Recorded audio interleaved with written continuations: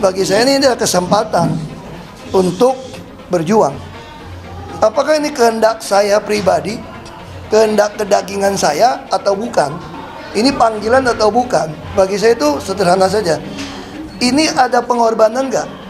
Ada takut nggak? Ada rugi nggak? Kalau itu semua memenuhi syarat itu, maka saya akan maju. Saya tahu ini panggilan.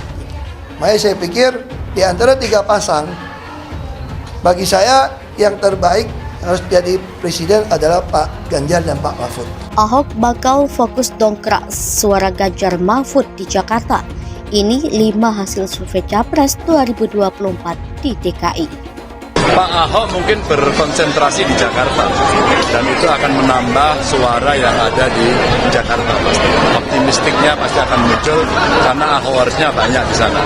Tapi tentu saja ada peran-peran kawan-kawan yang lain. Saya kira berbagi tempat dan berbagi peran itu menjadi sangat bagus. Maka yakinlah Ganjar akan menang. Mau 1 putaran, mau 2 putaran, itu nggak penting. Ganjar harus menang. Karena kalau Ganjar kalah, maka itu kerugian buat kita semua. Negara ini lebih butuh Ganjar sebagai pengelola dan Profesor Mahfud MD sebagai pengawal. Karena tanpa pengelolaan dan pengawalan yang benar, sulit sekali kita menggapai cita-cita Indonesia emas yang dicanangkan akan kita raih di tahun 2045. Keberadaan Basuki Cahayapurnama atau Ahok diyakini akan mampu mendongkrak elektabilitas Ganjar Mahfud di wilayah DKI Jakarta. Diketahui berdasarkan survei terbaru yang dihimpun dari 5 lembaga survei yang merilis elektabilitas Capres 2024, khusus di wilayah DKI Jakarta, pasangan calon nomor urut 3 Ganjar Mahfud selalu berada di urutan ketiga. Lain halnya dengan pasangan calon 2 Prabowo Gibran memberikan perlawanan ketat terhadap elektabilitas Anies Muhaimin. DKI Jakarta disebut-sebut sebagai wilayah suara Anies Baswedan, mengingat capres yang diusung koalisi perubahan tersebut pernah menjabat sebagai gubernur DKI Jakarta. Hal tersebut memberikan keuntungan tersendiri bagi Anies Baswedan di wilayah DKI Jakarta. Namun dengan adanya Ahok di kubu Ganjar Mahfud akan menjadi energi tersendiri bagi capres-cawapres yang diusung PDIP, P3, Hanura, dan Perindo tersebut. Apakah hadirnya Ahok dalam masa kampanye yang tinggal menghitung hari bisa menggerus suara Anies Muhaimin dan Prabowo Gibran di DKI Jakarta? Ahok yang merupakan politikus PDIP mengaku dirinya bakal langsung tancap gas mengkampanyekan Ganjar Mahfud di wilayah DKI Jakarta. Ahok diketahui sudah mundur dari jabatan Komisaris Utama PT Pertamina. Setelah mundur dari Pertamina, Ahok mengaku akan membantu pemenangan Ganjar Mahfud di wilayah DKI Jakarta. Dengan kehadiran Ahok, capres Ganjar Pranowo optimistis suaranya di DKI Jakarta bakal terdongkrak. Ganjar mengatakan Ahok akan fokus berkampanye di Jakarta, mengingat mantan Bupati Belitung Timur tersebut pernah menjadi gubernur DKI Jakarta.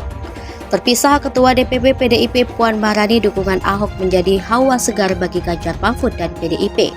Perang terbuka PDIP dan Jokowi. Pengamat politik sekaligus Direktur Eksekutif Indonesia Political Review Ujang Komarudin, ia menegaskan bahwa perang terbuka antara PDIP dan Jokowi itu berlangsung saat ini di tengah perhelatan pemilu 2024. Berikut elektabilitas Anies Muhaimin, Prabowo Gibran, dan Ganjar Mahfud di DKI Jakarta.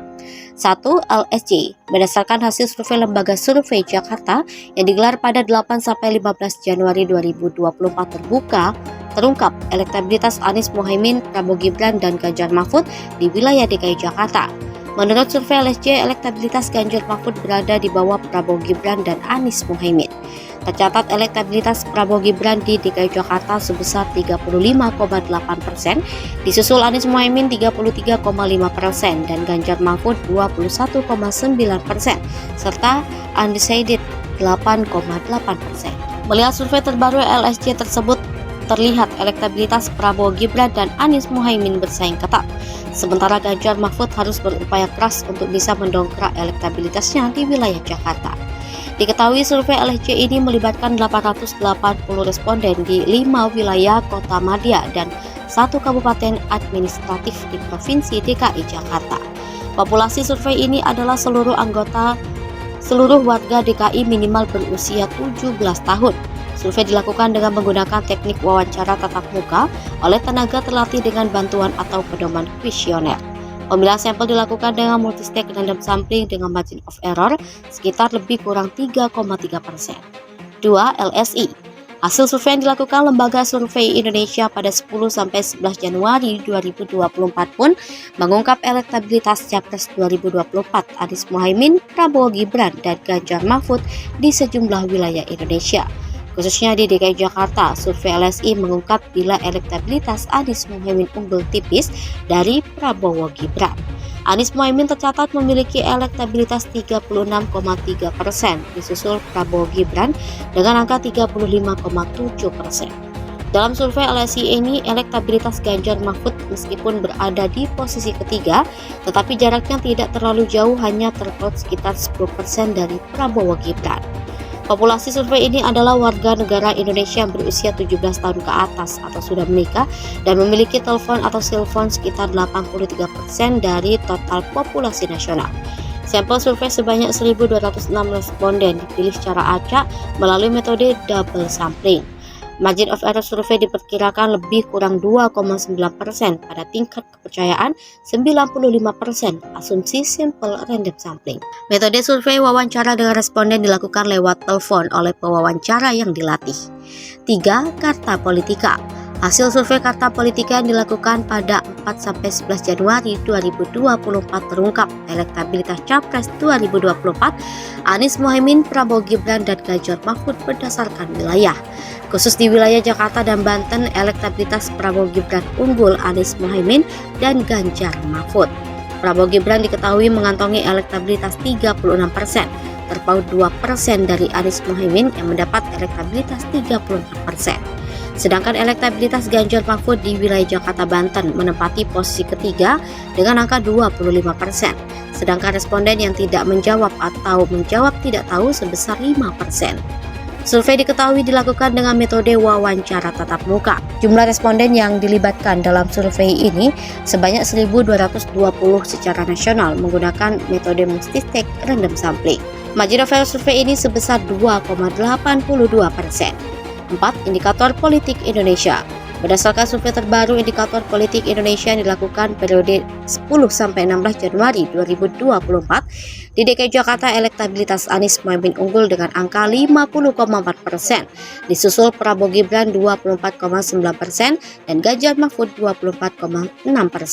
Sementara di Banten, Prabowo Gibran unggul dengan angka 47,1%, disusul Anies Mohaimin 37,6% dan Ganjar Mahfud 13,3%.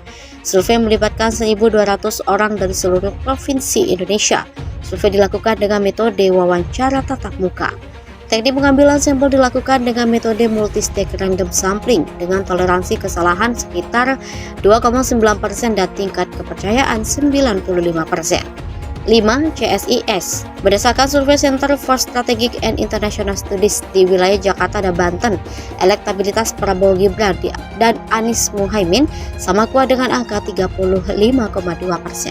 Sementara Ganjar Mahfud mengantongi 10,5%. Kemudian responden yang belum menentukan pilihan sebanyak 11,4% dan tidak tahu atau tidak jawab 7,6%. Survei CSIS ini dilakukan pada 13-18 Desember 2023. Survei dilakukan dengan metode survei multistage random sampling dengan jumlah sampel sebesar 1.300 orang yang tersebar di 34 provinsi di Indonesia. Margin of error survei ini sebesar plus minus 2,7% dengan tingkat kepercayaan 95%. Responden survei adalah penduduk Indonesia yang berusia 17 tahun atau yang sudah menikah saat survei dilakukan. Survei menggunakan teknik wawancara tatap muka dengan menggunakan kuesioner. LSN raih ASEAN Trusted Award 2024 kategori Top Choice in Survey Institution.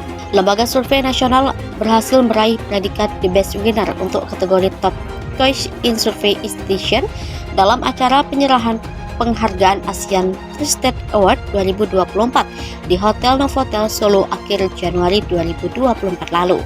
Sertifikat penghargaan ASEAN Trusted Award untuk LSN diterima langsung oleh pendiri LSN Dr. Umar S. Bakri, disaksikan para CEO dan kalangan eksekutif dari berbagai institusi dan perusahaan yang berasal dari berbagai negara ASEAN. Dalam keterangannya kepada media, founder LSN Umar S. Bakri menyatakan rasa syukur dan kebanggaannya atas anugerah ASEAN Trusted Award tersebut. ASEAN Trusted Award sendiri merupakan sebuah penghargaan bergensi di lingkup ASEAN yang ditujukan kepada berbagai institusi berprestasi di bidang masing-masing. Penghargaan ini diberikan secara berkala setiap tahun sekali dan biasanya selalu diadakan di Hotel Bintang 5. Selain memberikan penghargaan kepada lembaga survei profesional dan terpercaya, penyelenggara ASEAN Trusted Award tahun ini juga diberikan apresiasi atau award kepada beberapa perusahaan swasta nasional, BUMN, hotel-hotel terbaik, kalangan properti, bank, rumah sakit, restoran, lembaga pendidikan, bisnis kuliner, franchise, produk dan brand, atau juga individu-individu berprestasi dan menginspirasi lainnya. LSN sebagai lembaga survei terpercaya yang mendapatkan penghargaan itu karena profesionalisme dan dedikasinya yang tak pernah surut pada dunia survei opini publik di Indonesia selama hampir 2 dekade. LSN yang didirikan sejak 2006 merupakan salah satu perintis berkembangnya metode survei opini publik di Indonesia, terutama survei-survei yang berkenaan dengan pemilu dan pilkada. Pendiri LSN Umar S. Bakri juga merupakan salah satu pelopor terbentuknya Asosiasi Survei Opini Publik Indonesia, sebuah asosiasi yang menjaga integritas dan profesionalitas lebih dari 40 lembaga survei di seluruh Indonesia.